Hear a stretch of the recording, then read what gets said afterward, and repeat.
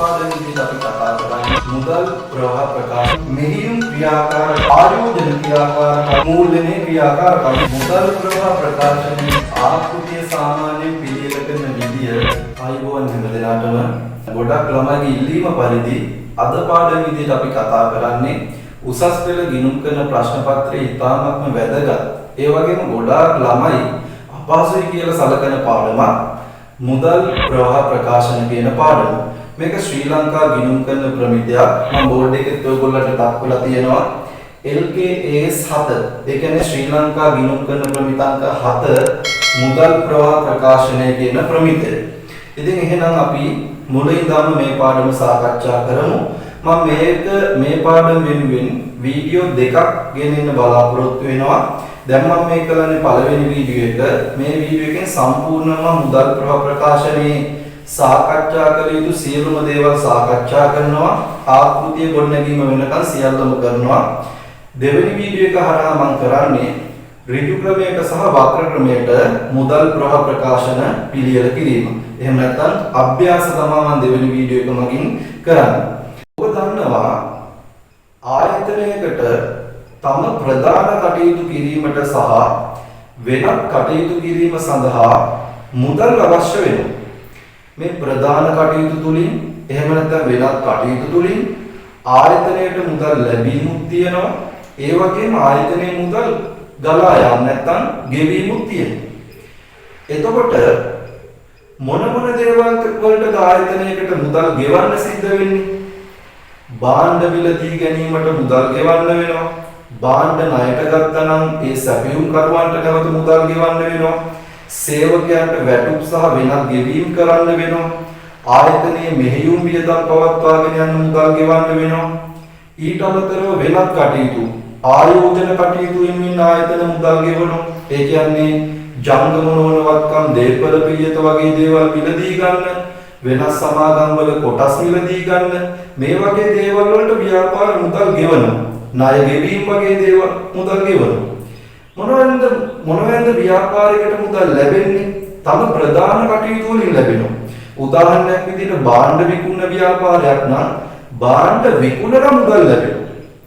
භාණ්ඩ ණයට විකුණුවාට පස්සේ ණයගැතියන්ගෙන් මුදල් ලැබෙනවා. ඒ වගේම වෙනත් ආදායම් ලැබෙනවා. ආයෝජන කටයුතු සඳහා අපි යොදවපු මුදල් නැවත ලැබෙන්න පුළුවන්. ආයෝජන මගින් ප්‍රතිලාභ ලැබෙන්න පුළුවන්. ණය ගැනීම වගේ දේවල් වලින් මුදල් ලැබෙනවා. මේ වගේ විවිධ මාර්ග වලින් ව්‍යාපාර වලට මුදල් ලැබෙනවා. ඉතින් යම්කිසි කාල පරිච්ඡේදයක් තුල ව්‍යාපාරයකට මුදල් ලැබීම සහ ඒව ලැබුණේ කුමන මාර්ග වලින්ද? ඒ වගේම එම කාලච්ඡේදය තුල ව්‍යාපාරයේ මුදල් ගෙව්වේ කොච්චරක්ද? ඒව ගෙව්වේ කුමන කටයුතු වලටද කියලා අපි ඇල්මැති පාර්ශවයන්ට සපයන්න ඕනේ. නැත්නම් සරලව කියන්නම් කිසියම් කාල පරිච්ඡේදයක් තුළ ව්‍යාපාරයට මුදල් ලැබීම සහ ඒව ලැබුණේ කුමන කටයුතු වලින්ද? ඒ වගේම ඒ කාල පරිච්ඡේදය තුළ ව්‍යාපාරයේ මුදල් ගෙවීම සහ ඒව ගෙව්වේ කුමන කටයුතු සඳහාද කියන දේ ඇල්මැති පාර්ශවයන්ට අපි ඉදිරිපත් කරන්න ඕනේ. අන්න ඒක වෙනුවෙන් අපි පිළියෙල කරන ප්‍රකාශනයට තමයි අපි කියන්නේ මුදල් ප්‍රවාහ ප්‍රකාශනය කියලා. එහෙනම් මේ මුදල් ප්‍රවාහ ප්‍රකාශනය තමයි අපි අද මෙතනින් ඉගෙන ගන්න. ඉතින් මොනවද මේ මුදල් ප්‍රවාහ ප්‍රකාශනයක තියෙන ප්‍රයෝජන? අපි බලමු මොනවද ප්‍රයෝජන තියෙන්නේ කියලා. පළවෙනිම එක තමයි ආයතනයේ මුදල් ජනනය කිරීමේ හැකියාව පිළිබඳව අපිට තක්සේරුවක් කරගන්න පුළුවන් මුදල් ප්‍රවාහ ප්‍රකාශනය මුලින්. මේ ආයතනයට මුදල් ජනනය කිරීමට හොඳ හැකියාවක් තියෙනවද කියලා මුදල් ප්‍රවාහ ප්‍රකාශනයෙන් අපිට බලා ගන්න පුළුවන්. ඒ වගේම අපි වගේම තවත් තරගකාරී ආයතන තියෙනවානේ. දැන් මම ඇඟලුම් ව්‍යාපාරයක් කරනවා නම් මගේ තව තරගකාරී ඇඟලුම් ව්‍යාපාරයක් තියෙනවානේ. එයාලගේ මුදල් ප්‍රවාහයන් එක්ක අපේ මුදල් ප්‍රවාහයන් සංසන්දනය කිරීමේ හැකියාවක් ලැබෙනවා මුදල් ප්‍රවාහ ප්‍රකාශනය තුලින්. ඊට අමතරව අපේ මේ වර්තමාන සත්‍ය මුදල් ප්‍රවාහයන් බලලා, ඒ කියන්නේ අපේ මුදල් ලැබීම සහ ගෙවීම සත්‍ය ගණන් දිහා බලලා අපිට අනාගත මුදල් ප්‍රවාහයන් සම්බන්ධයෙන් කල යුතු පාලනයන් සැලසුම් කරන්න පුළුවන්. දැන් අපි වර්තමානයේ මුදල් ලැබීම් ගෙවීම් දිහා බලලා ලබන අවුරුද්දේ මුදල් ලැබීම් සහ ගෙවීම් පිළිබඳ අපිට සැලසුම් සකස් කරන්න පුළුවන්. ඒකත් මේ මුදල් ප්‍රවාහ මගින් ලැබෙන මේ මුදල් ප්‍රවාහ ප්‍රකාශය මගින් ලැබෙන වාසියක්. ඊට අමතරව ආයතනයට මුදල් ගලා ඒමේ සහ ඒ මුදල් යෙදවීමේ ඵලදායීතාවය අපිට බලා ගන්න පුළුවන් මුදල් ප්‍රවාහ ප්‍රකාශනය. ඒ කියන්නේ ආයතනයේ මොන කටයුතු වලින්ද මුදල් ලබලා තියෙන්නේ. ඒ වගේ මේ මුදල් මොන කටයුතු වලටද යොදවලා තියෙන්නේ කියලා ඵලදායී ලෙස යොදවලා තියෙනවද කියලා අපිට තහවුරු කරගන්න පුළුවන් මුදල් ප්‍රවාහ ප්‍රකාශනය මගින්. ඊට අමතරව අපි හදන ලාභ හෝ අලාභ ප්‍රකාශනය මූල්‍ය තත්ත්ව ප්‍රකාශනය තුළ නිරූපණය නොවන වැදගත් මුදල් ප්‍රවාහයන් මුදල් ප්‍රවාහ ප්‍රකාශනය තුළ නිරූපණය වෙනවා. ඉතින් මෙන්න මේ දේවල් අපිට මුදල් ප්‍රවාහ ප්‍රකාශනයෙන් ලබා ගන්න පුළුවන් ප්‍රයෝජන. ඊළඟ මේ මුදල් ප්‍රවාහ ප්‍රකාශනය කියන්නේ ප්‍රමිතයක්නේ. මේ ප්‍රමිතය අනුව අපි දැනගත යුතු නිර්වචන කිහිපයක් තියෙනවා. අපි බලමු මොනවද මේ නිර්වචන කියලා. මම බෝඩ් එකේ පෙන්නලා තියෙනවා මෙන්න මේ නිර්වචන ටික. මෙන්න මේ නිර්වචන ටික තමයි අපි මුදල් ප්‍රවාහ ප්‍රකාශන පාඩමේදී අත්‍යවශ්‍යම දැනගත යුතු වන්නේ. පළවෙනි එක තමයි මුදල්. මුදල් ප්‍රවාහ ප්‍රකාශන පාඩමේදී මුදල් කියලා කියන්නේ අතැති මුදල්. ඒ කියන්නේ කාසි හා නෝට්ටු, ඒ වගේම බැංකු ගිණුමේ තියෙන මුදල්, බැංකු ශේෂය, ඒ වගේම ඉල්ලුම් තැන්පතු, මේ තුනට තමයි අපි මුදල් කියලා කියන්නේ. මුදල් හා සමාන දෑ කියන්නේ මොනවද? කියන්නේ මුදල් වගේම අපිට භාවිතා කරන්න පුළුවන් දේවල්. ඔබ දන්නවා මුදල් තමයි ද්‍රවශීලතාවයෙන් වැඩිම සම්පත, වැඩිම වත්කම. එතකොට මුදල් හා සමාන දෑ කියන්නේ කිසිදු අවදානමකින් තොරව ඉතා ඉක්මනින් මුදල් බවට පත් කළගත හැකි වත්කම. ඒ කියන්නේ ද්‍රවශීලතාවයේ ඉතාමත් වැඩි කෙටි කාලීන ආයෝජන වලට තමයි අපි කියන්නේ මුදල් හා සමාන දෑ. උදාහරණ විදියට භාණ්ඩාගාර විල්පත්, මාස 3කින් වගේ කල්පිරෙන භාණ්ඩාගාර විල්පත් කියන්නේ ඉතා ඉහළ ද්‍රවශීලතාවයක් තියෙන වත්කමක්. ඊට අමතරව කෙටි කාලීන ස්ථාවර තැන්පතු, සාමාන්‍ය මාස 3ක වගේ කාලයකට දැන් ස්ථාවර තැන්පතු වන්න ද්‍රවශීලතාවයේ ගොඩක් වැඩි. ඒව අපි හඳුනා ගන්නවා මුදල් හා සමාන දෑ කියලා. තුන්වෙනි එක තමයි මුදල් ප්‍රවාහයන්. මුදල් ප්‍රවාහයන් කියන්නේ ව්‍යාපාරය තුළට මුදල් ලැබීම සහ ව්‍යාපාරය තුලින් මුදල් ගෙවීම. අපි මුදල් ලැබීම වලට මේ පාඩමේදී කියන්නේ මුදල් ගලා යාම කියලා.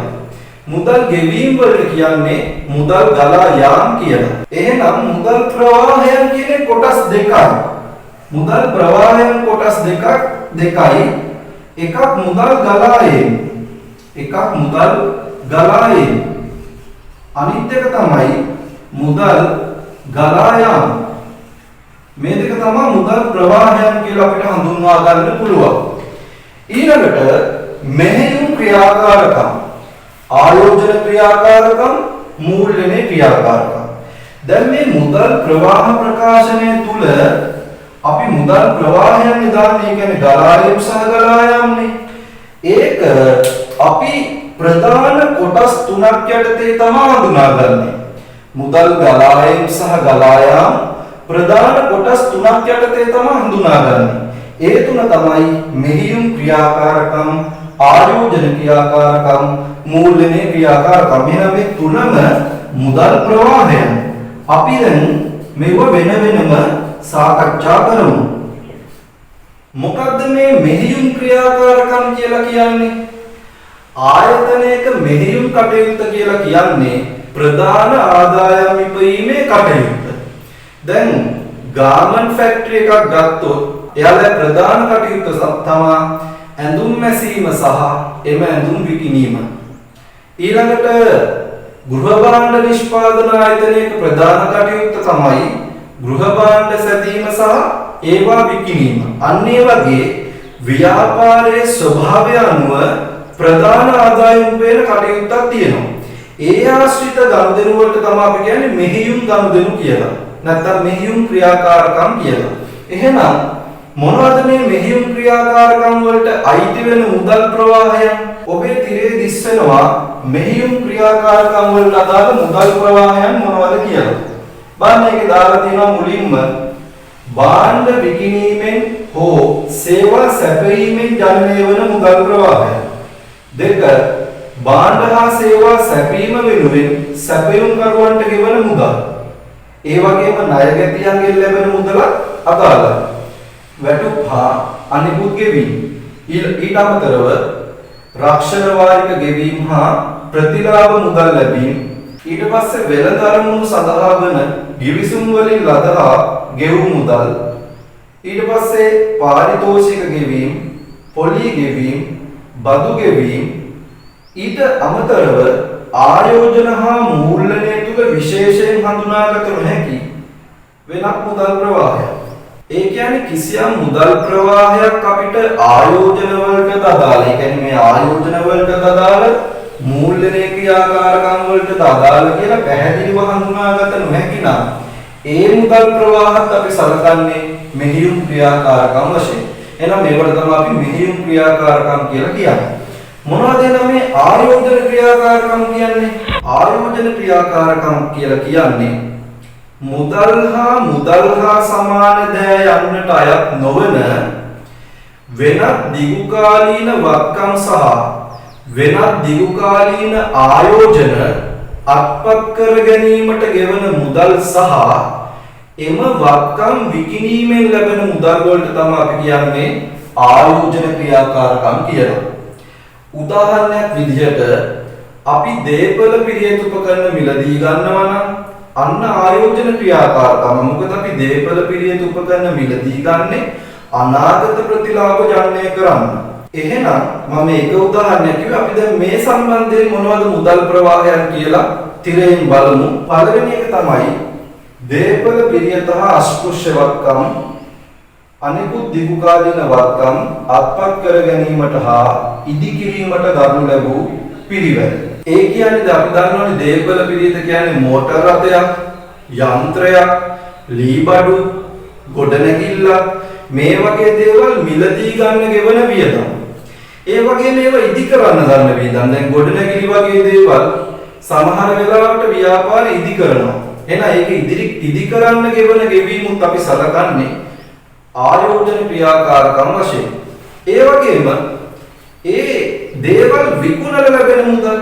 අපි සතුව තියෙන මෝටර රථයක් විකුණලා අපිට මුදල් ලැබෙනවා. අප සතුව තියෙන ගොඩනැගිල්ල විකුණලා මුදල් ලැබෙනවා. අපි කරපු ආයෝජනයක් විකුණලා මුදල් ලැබෙනවා. මේවා අපි අතුලත් කරන්නේ ආයෝජන ක්‍රියාකාරකම් වලමයි. වෙනත් ව්‍යාපාරවල කොටස් මිලදී ගැනීම, ණය ප්‍රාග්ධනය තුල සිදු කරන ආයෝජනයන්, එම ආයෝජන විකිණීමෙන් ලැබෙන මුදල් ඒවත් අපි ආයෝජන ක්‍රියාකාරකම් වශයෙන්මයි සලකන්නේ. ඊට පස්සේ වෙනත් බාහිර පාර්ශ්වයන්ට ලබා දුන් මුදල් අත්තිකාරම් හා ණය ඒවා පසු ලැබීම.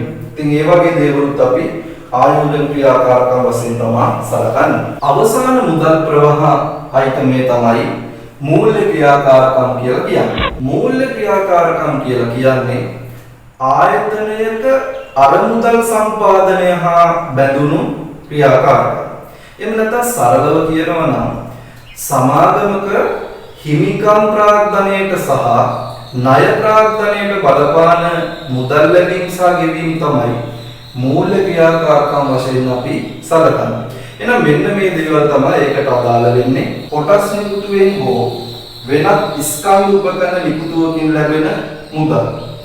ඒ කියන්නේ සමාගම කොටස් නිකුත් කරලා මුදල් ලබා ගත්තා නම් අන්න මූල්‍යනේ ක්‍රියාකාරකම. මොකද ඔබ දන්නවා කොටස් නිකුත් කරාට පස්සේ සමාගමේ හිමිකම වැඩි වෙනවා. දැන් නිදහස් කර හැකි වර්ණීය කොටස් වගේ දේවල් අපි නිකුත් කරොත් ණය ප්‍රාග්ධනය වැඩි වෙනවා. එහෙනම් මේක මූල්‍යනේ ක්‍රියාකාරකම් වල තමයි අපි දාන්නේ. ඊළඟට කොටස් අත්පත් කර ගැනීමට හෝ කොටස් නිදහස් කිරීමට ගෙවන මුදල්. ඒ කියන්නේ අපෙන් කොටස් මිලදී ගත්ත කොටස් හිමියන්ට නැවත මුදල් ගෙවලා අපි කොටස් නිදහස් කර ගන්නවා නම් ඒවත් අපි මූල්‍යනේ ක්‍රියාකාරකම් වල තමයි අතුලත් කරන්නේ. ඊළඟට ණය කර, බැඳුම් කර, උකස් ණය කර ආදී හා වෙනත් ණය ගැනීම හා එම ණය ආපසු ගෙවීම. ණය කර නිකුතුවක් කරලා මුදල් ලැබෙනවා නම් නැත්නම් ණය කර නිදහස් කරන්න මුදල් ගෙවනවා නම් වෙනත් බැංකු ණය වගේ දේවල් ලබා ගන්නවා නම් ඊට අමතරව බැංකු ණය ගෙවීම කරනවා නම් මේ වගේ දේවල් අපි අතුලත් කරන්නේ මූල්‍යමය ක්‍රියාකාරකම් වල. ඊළඟ එක තමයි මූල්‍ය කල්බදු වාරික ගෙවීම. එතන විශේෂයෙන් කියනවා පොලී හැර. එනම් පොලිය හැර කල්බදු වාරිකයත් අපි අතුලත් කරන්නේ මූල්‍යමය ක්‍රියාකාරකම් යටතට. එහෙනම් ඔබට දැන් පැහැදිලි මේ නිර්වචන ටික මොනවද කියලා. ඉතින් මේ පාඩම හරියට ඉගෙන ගන්න නම් මේ නිර්වචන පිළිබඳ දැනුම ඔබට අත්‍යවශ්‍යම තිබිය යුතුයි. දැන් මම ඔබට පෙන්නලා තියෙනවා මෙතන මුදල් ප්‍රවාහ ප්‍රකාශනයක ආකෘතිය සාමාන්‍යයෙන් පිළියෙල කරන විදිය. දැන් පොඩ්ඩක් මම මේක පැහැදිලි කිරීමක් කරන්නම් බලන්න. අපි මුදල් ප්‍රවාහ ප්‍රකාශන උඩින්ම මෙතන නම් කිරීම කරන්න ඕනේ. මුලින්ම ව්‍යාපාරයේ නම ලියන්න ඕනේ. ගිණුම් කාලච්ඡේදය ලියන්න ඕනේ. මුදල් ප්‍රවාහ ප්‍රකාශනය කියලා ලියන්න ඕනේ. මේ වගේ පිරෝලෙන් තීරු දෙකක් වටිනාකම් ලියන්න අපි රෝල් කරගෙන මෙන්න මේ ආකෘතිය අනුව තමයි මුදල් ප්‍රවාහ ප්‍රකාශනය පිළියෙල කරන්නේ. අපි කලින් හඳුනාගත්තා මුදල් ප්‍රවාහයන් ප්‍රධාන කොටස් තුනකට අපි වර්ග කරනවා කියලා. ඒකේ පළවෙනි එක තමයි මෙහියුම් ක්‍රියාකාරකම්. මේක අපි ලියන්නේ මෙහියුම් ක්‍රියාකාරකම් තුලින් මුදල් ප්‍රවාහයන් කියලා උඩින්ම ලියනවා. මේ යටතේ තමයි මෙහියුම් ක්‍රියාකාරකම් වල මුදල් ප්‍රවාහයන් ටික අපි ලියන්නේ. ලැබීම් ටිකක් තියෙනවා, ගෙවීම් තියෙනවා. මේ සියල්ලම මේ යටතේ තමයි ලියන්නේ. ඊට අමතරව දෙවෙනි එක ආයෝජන ක්‍රියාකාරකම් තුලින් මුදල් ප්‍රවාහයන් කියලා නම් කරලා ආයෝජන කටයුතු වලට අදාළ මුදල් ප්‍රවාහයන් මේ යටතේ තමයි අපි ලියන්නේ. අවසාන වශයෙන් මූල්‍ය ක්‍රියාකාරකම් තුලින් මුදල් ප්‍රවාහයන් ටික මේ යටින් ලියනවා. ඒ ගණනය කිරීම කරලා අවසානයේ මේකට මුදල් ආරම්භක ශේෂ වගේ දේවල් ගැලපීමක් කරනවා. ඒ ටික අපි ගණන් හදද්දී ඉගෙන ගමු. මම නිකන් මේ සරල පැහැදිලි කිරීමක් කරන්න අවශ්‍ය මේ මුදල් ප්‍රවාහ ප්‍රකාශනයේ සාමාන්‍යයෙන් අපි පිළියෙල කරන විදිය. ඉතින් මේ මුදල් ප්‍රවාහයන් හඳුනා ගැනීමේදී ආයතනයේ ක්‍රම දෙකක් භාවිතා කරනවා. මුදල් ප්‍රවාහයන් හඳුනා ගන්න ක්‍රම දෙකක්. එකක් තමයි ඍජු ක්‍රමය. දෙවෙනි එක තමයි වක්‍ර ක්‍රමය. ඍජු ක්‍රමය කියන්නේ මොකද්ද? ඍජු ක්‍රමය කියන්නේ ව්‍යාපාරයේ දල මුදල් ලැබීම සහ දල මුදල් ගෙවීම මුදල් ප්‍රවාහ ප්‍රකාශනය තුල වාර්තා කිරීම. ඒ කියන්නේ කිසිදු දෙයක් නැහැ. ලැබෙන සියල්ලම ලැබීම් විදියට සටහන් කරනවා. ගෙවන සියල්ලම ගෙවීම් විදියට සටහන් කරනවා. මේ ඒ ක්‍රමයට අපි කියනවා ඍජු ක්‍රමය කියලා. සාමාන්‍යයෙන් අපේ ප්‍රමිතේ නිර්දේශ කරන්නේ හොඳම ක්‍රමය කියලා මෙන්න මේ ඍජු ක්‍රමය. ඍජු ක්‍රමයට හදනවා නම් හොඳයි කියලා තමයි කියන්නේ. මොකද මුදල් ප්‍රවාහ ප්‍රකාශනය කියන්නේ මූල්‍ය ප්‍රකාශන කට්ටලය තුල මුදල් පදනමට පිළියෙල කරන මූල්‍ය ප්‍රකාශනය. ඉතින් ඒක තමයි ඍජු ක්‍රමයේ යෝග්‍යයි කියලා කියන්නේ. වක්‍ර ක්‍රමය කියන්නේ මෙතෙන්දී ලාභයට යම්කිසි ගැළපීම් ටිකක් කරලා මුදල් ප්‍රවාහයෙන් ගණනය කිරීමක් කරන්නේ. හැබැයි ඍජු ක්‍රමයයි වක්‍ර ක්‍රමයයි කියන දෙකම බලපාන්නේ මෙන්න මේ මෙහෙයුම් ක්‍රියාකාරකම් වලට විතරයි. මෙන්න මේ මෙහෙයුම් ක්‍රියාකාරකම් වලට විතරයි ඍජු ක්‍රමයේද වක්‍ර ක්‍රමයේද කියන එක බලපාන්නේ. එතකොට ආයෝජන මූල්‍යලය කියන ක්‍රියාකාරකම් දෙක අපි කොහොමද හදන්නේ? ඍජු ක්‍රමයට පමණයි. මේක අපි වක්‍ර ක්‍රමයට හදන්නේ නැහැ. එහෙනම් ඍජුද වක්‍රද කියන එක බලපාන්නේ මොන ක්‍රියාකාරකම් වලට විතරද? මෙහෙයුම් ක්‍රියාකාරකම් වලට විතරයි. මෙහෙයුම් ක්‍රියාකාරකම් වල කෙලින්ම මුදල් ලැබීම් ගෙවීම් ටික සටහන් කරන් යනවා නම් ඒකට කියනවා ඍජු ක්‍රමය. හැබැයි මෙහෙයුම් ක්‍රියාකාරකම් වලට ලාභයත් එක්ක ගැළපීම් ටිකක් කරලා ගණනය කිරීමක් කරනවා නම් ඒකට කියනවා වක්‍ර ක්‍රමය. මේ ක්‍රම දෙකම අපි ඉස්සරහට පැහැදිලි කරගන්නවා. එහෙනම් මෙන්න මේක තමයි සාමාන්‍ය මුදල් ප්‍රවාහ ප්‍රකාශනයක ආකෘතිය කියලා කියන්නේ. දැන් මම ඔබට පෙන්නන්නම් මේ මෙහෙයුම් ක්‍රියාකාරකම් කියන එක ඍජු ක්‍රමයට පිළියෙල කිරීම සහ වක්‍ර ක්‍රමයට පිළියෙල කිරීම කොහොමද සිදු කරන්නේ කියලා. දැන් බලන්න ඔබේ තිරයේ ඔබට මුලින්ම දිස් වෙන්නේ මෙහියුම් ක්‍රියාකාරකම් තුලින් මුදල් ප්‍රවාහය ඍජු ක්‍රමයට පිළියෙල කරන විදිහ. ඔබ කලින් ආකෘතිය දැක්කනේ මෙහියුම් ක්‍රියාකාරකම් අපි උඩින්ම තමයි ලියන්නේ. දැන් මේ යටතේ ඍජු ක්‍රමයේදී මෙන්න මේ විදිහට තමයි අපි ගනුදෙනු ටික සටහන් කරන්නේ. බලන්න මුලින්ම තියෙන්නේ අත්පිට ගැනුම් කියලා මුදල් ගෙවීමක්. ඒකෙන්දයි ඒක වරහන් ඇතුලේ දාලා තියෙන්නේ. අත්පිට විකුණුම් කියන්නේ මුදල් ලැබීමක්. ඒක ධනාගයක් විදිහට දාලා තියෙනවා. ණය හිමියන්ට ගෙවීම වරහන් ඇතුලේ, ණයගැතියන්ගෙන් ලැබීම, ලද කොමිස් හා වෙනත් ලැබීම, වියදම් මුදලින් ගෙවීම. බලන්න මේ ටික එකතු අඩු කරලා එක ඉරක් ගහලා උත්තරේ යටට ගන්නවා. ඒකට ලියලා තියෙන්නේ මෙහියුම් ක්‍රියාකාරකම් තුලින් ජනිත වූ මුදල් ප්‍රවාහය. බලන්න ජනිත වූ මුදල් ප්‍රවාහය. එතන ධනාගයක් නිසා තමයි ජනිත වූ මුදල් ප්‍රවාහයන් කියලා ලියන්නේ. බැරි වෙලාවත් ඔතන ඍණාගයක් නම් තියෙන්නේ. අපි එතෙන්ට කියන්නේ යෙද වූ මුදල් ප්‍රවාහයන් කියලා. සාමාන්‍ය මෙහියුම් වල නම් බොහෝ දුරට ජනිත වූ මුදල් ප්‍රවාහයන් තමයි එන්නේ. ඊට පස්සේ ඊට යටින් අඩු කරලා තියෙනවා පාරිතෝෂික ගෙවීම, ගෙවූ පොලි, ගෙවූ බදු. සාමාන්‍ය උසස් පෙළ ගණන් වලට පාරිතෝෂික ගෙවීම එහෙම වැඩිපුර එන්නේ නැහැ. අපිට ගෙවූ පොලි, ගෙවූ බදු දෙක අනිවාර්යෙන් වෙනවා. ඒක මෙතනින් අඩු කරන්න ඕනි. ඒ ටික අඩු කරාට පස්සේ ලැබෙන්නේ ධන උත්තරයක් නම් අපි ඒකට ලියනවා මෙහියුම් ක්‍රියාකාරකම් තුලින් ජනිත වූ සුද්ධ මුදල් ප්‍රවාහය. ඒ කියන්නේ අවසාන උත්තරේ සුද්ධ මුදල් ප්‍රවාහයක් බවට පත් වෙන්න ඕනි. ධනාගයක් නම් ජනිත වූ කියලා ලියනවා. ඍණාගයක් නම් යෙද වූ කියලා ලියනවා. ඊළඟට ඔබට දැන් දිස් වෙන්නේ වක්‍ර ක්‍රමයට මුදල් ප්‍රවාහ ප්‍රකාශනයේ මෙහියුම් ක්‍රියාකාරකම් හදන විදිය. බලන්න ඒක පටන් ගන්න කෙලින්ම බදු පෙර ලාභය නැත්නම් අලාභය දාලා. දැන් ඔබ දන්නවා ඔබේ විස්තීර්ණ ආදායම් ප්‍රකාශනයේ බදු ආදායම් බදු අඩු කරන්න කලින් අපි බදු පෙර සුද්ධ ලාභය ගන්නවනේ.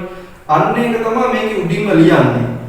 ඔබ දන්නවා ලාභය කියන්නේ මුදල්මය අයිතමක් නෙමෙයි. අපි ලාභය ගන්නය කරන්නේ උපචිත පදනමටනේ.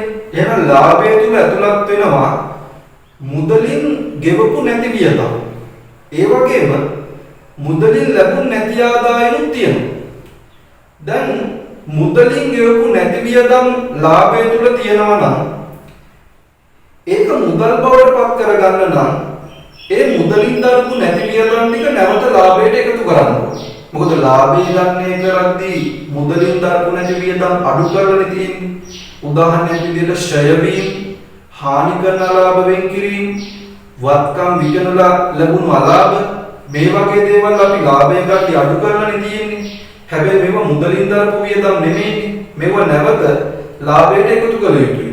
ඒක නිසා බදු පෙර ලාභයට යටින් අපි ගැළපීම් කියලා සටහන් කළ එතන ලියනවා ෂය, හානි කරන ලාභ, වත්කම් විකුණු අලාභ වගේ දේවල් එතෙන්ට එකතු කරනවා. එතකොට ඒක මුදල්මය පදනමට හැරෙනවා.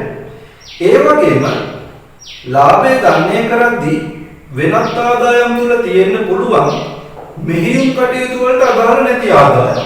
උදාහරණයක් විදිහට අපි කරපු ආයෝජනයකින් අපිට පොලියක් ලැබෙනවා. නැත්නම් ලාභාංශ ලැබෙනවා.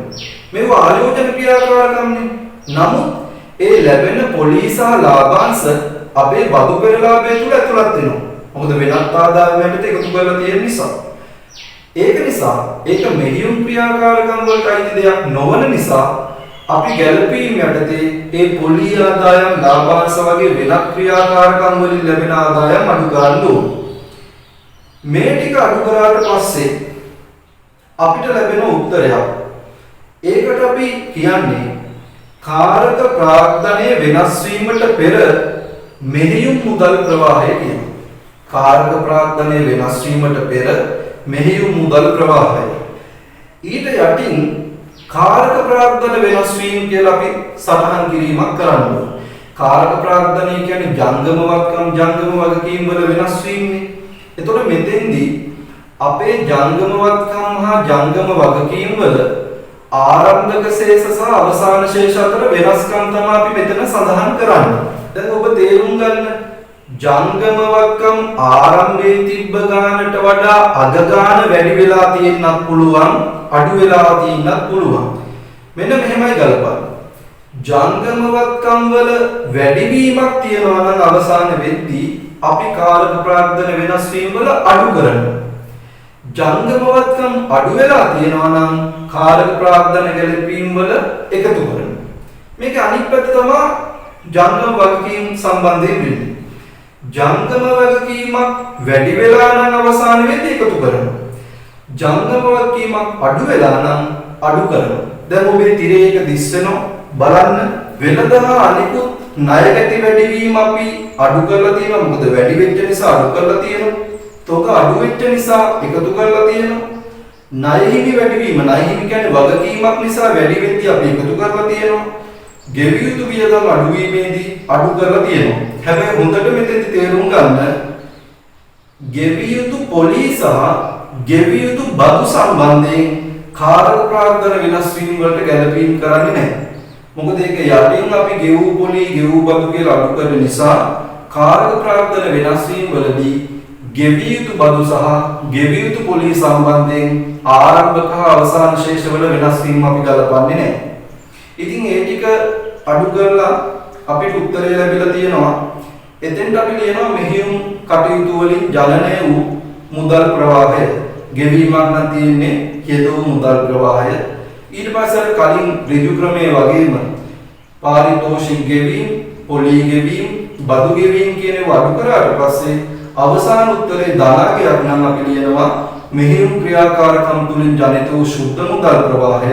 ඍණාගයක් නම් අපි ලියනවා මෙහියුම් ක්‍රියාකාරකම් සඳහා යෙද වූ ශුද්ධ මුදල් ප්‍රවාහය.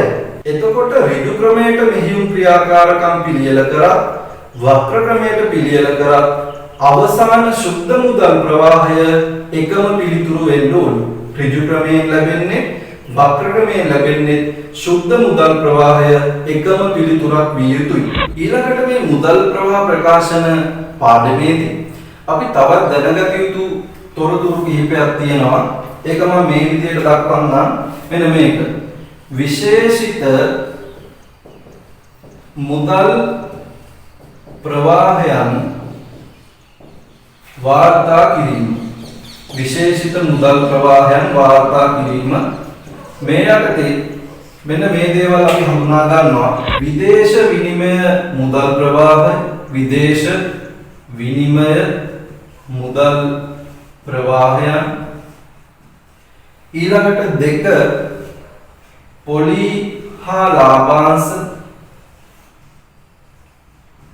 තුන ආදායම් බදු. දැන් මේක අනිවාර්යෙන් අපි හොඳින්ම දැනගන්න ඕනි කාරණයක්. දැන ගැනීම අත්‍යවශ්‍යයි. විදේශ විනිමය මුදල් ප්‍රවාහ කියලා කියන්නේ මෙන්න මෙහෙම දෙයක්. ඔබ දන්නවා විදේශ විනිමය ගනුදෙනු අපි ව්‍යවහාර මුදල් වලට හැරවීමක් කරනවා. උදාහරණයක් විදියට අපේ ව්‍යාපාරයේ පරිපාලිත සමාගමක් නැත්නම් පරිපාලක සමාගමක් විදේශ රටක නම් තියෙනවා. ඒ පරිපාලිත සමාගමේ මුදල් ලැබීම් ගෙවීම් සිද්ධ වෙන්නේ විදේශ මුදලින්නේ. ඇමරිකාවේ නම් ඒ සමාගම තියෙන්නේ ඇමරිකානු ඩොලර් වලින් තමයි ඒ සමාගමේ මුදල් ලැබීම් ගෙවීම් තියෙන්නේ. අපි ඒ සමාගමේ මුදල් ප්‍රවාහ ප්‍රකාශනය ලංකාව තුල පිළියෙල කරනවා නම් ඒ ඩොලර් වලින් සිදුවෙච්ච ගනුදෙනු අපි රුපියල් වගේට හරව ගන්න ඕනේ. ඒකට අපිට විනිමය අනුපාත අවශ්‍ය වෙනවා. ඒ හරවා ගැනීමේදී විනිමය අනුපාතවල වෙනස් වීම වෙන්න පුළුවන්. මොකද විනිමය අනුපාත නිරන්තරයෙන් වෙනස් වෙනවා. ඒ විනිමය අනුපාත වෙනස් වීමක් මත දේශීය රුපියල් වලට මේක හැරවීමේදී අපිට ලාභ හෝ අලාභ සිදු වෙන්න පුළුවන්. විදේශ විනිමය අනුපාත වෙනස් වීම මත.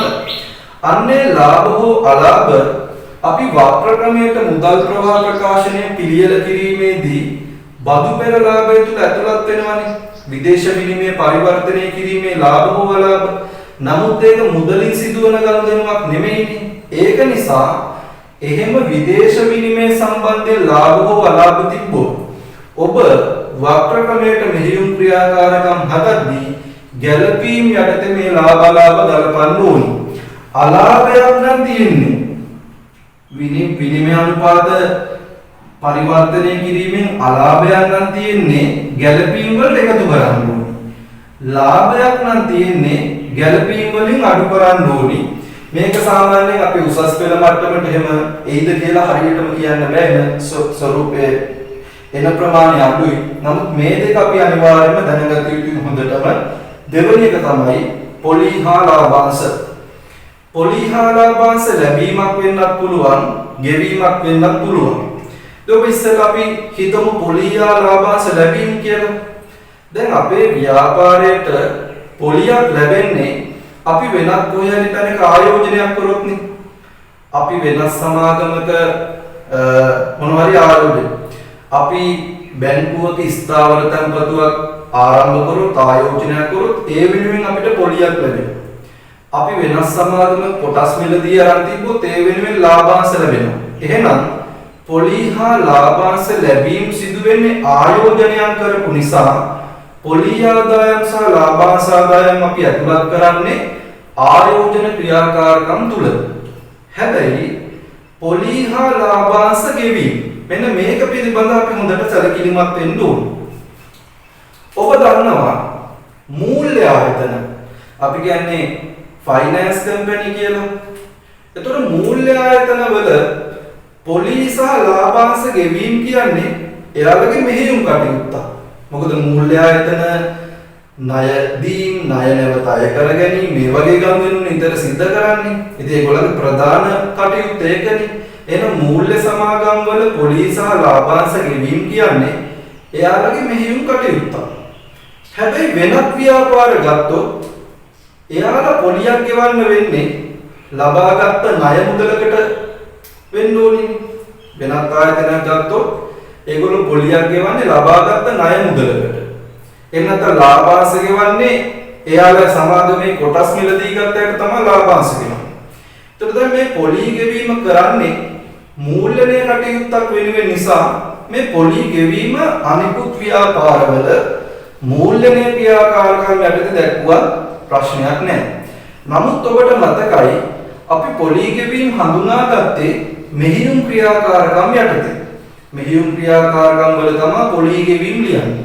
ඒකට හේතුව තමයි අපි උපකල්පනයක් කරනවා ව්‍යාපාරයක් ණය මුදල් සපයාගන්නේ මෙහෙයුම් කටයුතු පවත්වාගෙන යන්න කියලා.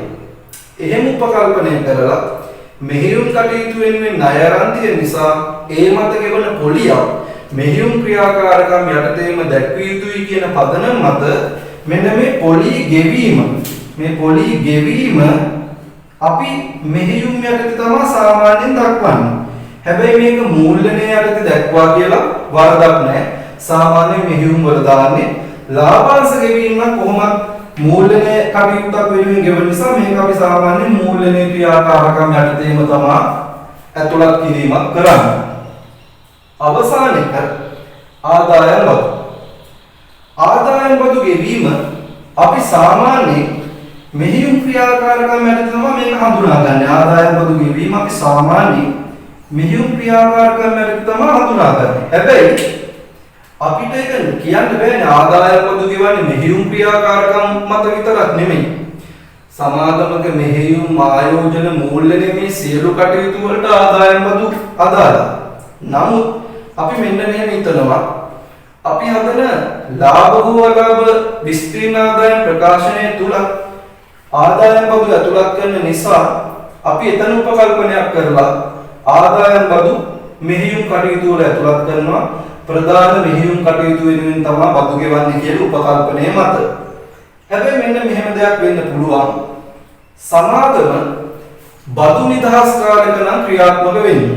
සමාගම බදු නිදහස් කාලයක නම් ක්‍රියාත්මක වෙන්නේ මෙහෙයුම් කටයුතු මත බදු ගෙවීමක් සිද්ධ වෙන්නේ නැහැනේ. හැබැයි ප්‍රමිතිය දක්වලා තියෙනවා සමාගම සිදු කරපු යම්කිසි ආයෝජනයක් මගින් ආයෝජන ආදායමක් ලැබෙනවා. උදාහරණයක් විදියට කොටස් වල කරපු ආයෝජනයකින් ලාභාංශ ආදායමක් ලැබෙනවා. මෙන්න මේ ලැබෙන ලාභාංශ ආදායම මත රජයට ආදායම් බදු ගෙවන්න සිද්ධ වෙනවා. අන්න බලන්න. එතකොට එවැනි අවස්ථාවක මෙහෙයුම් කටයුත්තකින් නෙමෙයි ආදායම් බදු ගෙවන්න උනේ ආයෝජන කටයුත්තක් නිසා එවැනි අවස්ථාවක ආදායම් බදු ගෙවීම අපිට ආයෝජන ක්‍රියාකාරකම් වල ඇතුළත් කරන්න පුළුවන්. නමුත් ඒ මට්ටම උසස් පෙළට එච්චර එහෙම අදාළ වෙන්නේ නැහැ. සාමාන්‍යයෙන් අපි ආදායම් බදු ගෙවීම මෙහෙයුම් ක්‍රියාකාරකම් යටතේ තමයි ඇතුළත් කරන්නේ. එහෙනම් මේ සම්බන්ධයෙන් ඔබට හොඳ දැනුමක් තිබීම අත්‍යවශ්‍යම කාරණයක්. ඊළඟට අවසාන වශයෙන් අපි දැනගත යුතු තවත් කොටසක් තියෙනවා. ඒ තමයි මුදල් නොවන ගනුදෙනු මොනවද? මුදල් ප්‍රවාහ ප්‍රකාශනයක් තුළ හඳුනා ගන්න බැරි මුදල් නොවන ගනුදෙනු මොනවද කියලා අපි දැනගන්න ඕනි. මම මෙහෙම ලියන්නම්. මුදල් නොවන ගනුදෙනු. මුදල් නොවන ගනුදෙනු ගත්තාම අපි පළවෙනි එක හඳුනා ගන්නවා වත්කම් වල භාවිත අයිතිය කියලා යනවා. දැන් ඔබ හිතන්න ඔබ කල්බදු පදනමට වත්කමක් ගත්තා නම් එම වත්කම වෙනුවෙන් මුදල් ගෙවීමක් කරන්නේ නැහැ, සම්පූර්ණ මුදල් ගෙවීමක් කරන්නේ නැහැ. මූලික කල්බදු වගකීම ගෙවන්න පුළුවන්. මූලික ගෙවීම ඒක අපි මූල්‍ය ක්‍රියාකාරකම් වල ඇතුළත් කරනවා. නමුත් ඒ තුලින් සිද්ධ වෙන වත්කමේ භාවිතගේ ඉහළ යාම මුදල් ප්‍රවාහයක් නෙමෙයි. ඒකින්ද ඒක මුදල් නොවන ගනුදෙනුවක් වශයෙන් තමයි අපි සලකන්නේ. ඊළඟට දෙවෙනි එක තමයි කොටස් හිමියන්ට ගෙවිය යුතු මුදලක් වෙනුවෙන්. අපි කොටස් හිමියන්ට ගෙවිය යුතු මුදලක් වෙනුවෙන් ස්කන්ධ නිකුතුවක් කරනවා. ස්කන්ධ කියන්නේ හිමිකම් නිකුතුව. අපි සමාගම් පාඩමේ ඉගෙන ගන්නවනේ මේක. හිමිකම් නිකුතුවක් කරලා තියෙනවා නම් මේක මේ මුදල් අය කරගෙන කරන හිමිකම් නිකුතුවක් නෙමෙයි. කොටස් හිමියන්ට ගෙවිය යුතු මුදලක් හිලව් කිරීමට ස්කන්ධ නැත්නම් හිමිකම් නිකුතුවක් කරලා තියෙනවා නම් ඒකත් මුදල් ප්‍රවාහයක් ලෙස අපි සලකන්නේ නැහැ. ඊළඟ තුන්වෙනි එක තමයි ණය ස්කන්ධය බවට පත් කිරීම. ණය ස්කන්ධය බවට පත් කිරීම. ඒ කියන්නේ අපි ණයයි නම් යම්කිසි පාර්ශවයකට එම ණය මුදල ගෙවන්නේ නැතුව ඔවුන්ගේ ණය ප්‍රාග්ධනය අපේ හිමිකම් ප්‍රාග්ධනයක් බවට පත් කරනවා. මේකත් මුදල් ප්‍රවාහයක් හැටියට සලකන්නේ නැහැ. අවසාන එක තමයි අපි හැමෝම දන්න සංචිත ප්‍රාග්ධනිත කිරීම. සංචිත ප්‍රාග්ධනිත කිරීම. එහෙම නැත්නම් මේකට අපි කියනවා ප්‍රසාද කොටස් නිකුත් කිරීම කියලා. ප්‍රසාද නිකුතෝ කියලා කියනවා. දැන් ප්‍රසාද කොටස් නිකුතුවක් කරලා මුදල් ගනුදෙනුවක් සිද්ධ වෙන්නේ. මෙතෙන්දි වෙන්නේ අපේ එක සංචිතයක් අඩු වෙලා ඒක හිමිකම් ප්‍රාග්ධනයට එකතු වෙනවා. ඒතකොට එතන මුදල් ප්‍රවාහයක් සිදු වෙන්නේ නැහැ. ඒක නිසා මෙන්න මේ ගනුදෙනු ටික මුදල්මය නොවන ගනුදෙනු වශයෙන් තමයි අපි මුදල් ප්‍රවාහ ප්‍රකාශන ප්‍රමිතයේදී කතා කරන්නේ. මේවා අපි මුදල් ප්‍රවාහ ප්‍රකාශනයක් තුල හඳුනාගන්නේ නැහැ. දැන් අපි මේ වීඩියෝ එක මගින් කතා කරේ සම්පූර්ණම මුදල් ප්‍රවාහ ප්‍රකාශනයක් කියන්නේ මොකක්ද? ඒ තුල අපි කතා කරන නිර්වචන මොනවද? ඊළඟ මුදල් ප්‍රවාහ ප්‍රකාශනයක් පිළියෙල කරන්නේ කොහොමද? ආකෘතිය ගොඩනගන්නේ කොහොමද? එතෙන්ද අපි මෙහෙයුම් ක්‍රියාකාරකම් ඍජු ක්‍රමයට පිළියෙල කරන්නේ කොහොමද? වක්‍ර ක්‍රමයට පිළියෙල කරන්නේ කොහොමද? ඊට අමතරව මේ දැන් කතා කරා මුදල් නොවන ගනුදෙනු මොනවද? මේ වගේ දේවල් අපි ගොඩක් මෙතනින් කතා කරා. ඉතින් අපි දැන් ඊළඟ වීඩියෝ එක විදිහට මම ගේන්නේ ඍජු ක්‍රමයටයි වක්‍ර පැමිණටයි මුදල් ප්‍රවාහ ප්‍රකාශනයේ පිළියෙල කිරීම. මම ගිය අවුරුදු දෙකේ මුදල් ප්‍රවාහ ගණන් දෙක ආශ්‍රයෙන් තමයි මේක පැහැදිලි කරන්නේ. 2019 accounting paper එකේ ඍජු ක්‍රමයට මුදල් ප්‍රවාහ ප්‍රකාශන ගණනක් ඇවිල්ලා තියෙනවා ලකුණු 20ක. 2018 accounting paper එකේ වක්‍ර ක්‍රමයට මුදල් ප්‍රවාහ ප්‍රකාශන ගණනක් පිළියෙල කරන් තියෙනවා. ඒ කාලේ ලකුණු 10යි. ඒ කියන්නේ 20ක් තමයි හම්බෙන්නේ. එතකොට ඒ ගණන් දෙක තමයි මම ඊළඟ වීඩියෝ එකකින් කරන්න බලාපොරොත්තු වෙන්නේ. මේ වීඩියෝ එක සැරයක් බලලා ඔබට මතක නැත්නම් දෙපාරක් තුන් පාරක් හරි බලලා මේ කරුණු ටික සියල්ලම ඔළුවට හොඳට දාගන්න. මොකද මම ඊළඟ වීඩියෝ එක කරද්දී ඔබත් එක්ක මම මේ ගණන හදනවා. ඔබට මේ සියල්ල පිළිබඳ හොඳ දැනුමක් තියෙන්න ඕනි. ඉතින් අපේ channel එක subscribe කරලා නැත්නම් දැන්ම subscribe කරන්න, bell icon එක click කරන්න. අපි එන ඊළඟ වීඩියෝ එකකින් හමු වෙමු. ඔබට සුබ දවසක්.